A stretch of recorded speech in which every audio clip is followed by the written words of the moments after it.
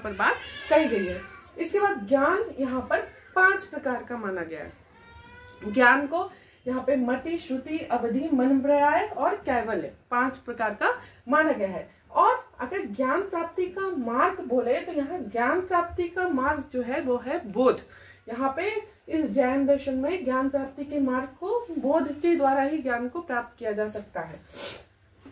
इसमें परस्पर ग्रहो जीवनम का सूत्र भी है और अहिंसावादी, पूर्णतः अहिंसावादी ये दर्शन माना जाता है।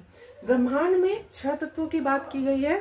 आपका जीव, पुद्गल, धर्म, अधर्म, आकाश और काल। जीव और ये जो सेकंड टर्म है आपका अजीव, ये सारे अजीव है। तो जीव में मुक्त और बद्ध। यहाँ पे मुक्त जो आपके तीर्थकार हैं या जो जैन दर्शनावलंबी है, और बद्ध जो यहाँ पे अपने कर्मों द्वारा बंधे हुए हैं उनकी बात की गई है। पुद्गल, अणु और स्कंद 2 प्रकार के होते हैं, ये सब अजीव में आते हैं। धर्म गति सिद्धांत पे आधारित है, अधर्म अगति सिद्धांत पे आधारित है। आकाश अर्थात स्थान, काल अर्थात समय। अर्थात हमारा ब्रह्मांड 6 तत्वों से बना है।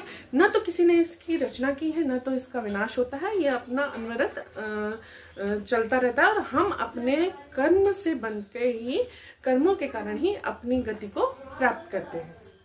यहाँ पे जो 3 रत्न की बात की गई है वह है सम्यक दर्शन, सम्यक ज्ञान और सम्यक चरित्र। अक्सर पूछता है इनमें से कौन सा त्रिरत्न नहीं है, ये प्रश्न होता है। तो आप अगर 3 जानते रहेंगे, दर्शन, ज्ञान और चरित्र, तो आप चौथा आइडेंटिफाई कर लेना।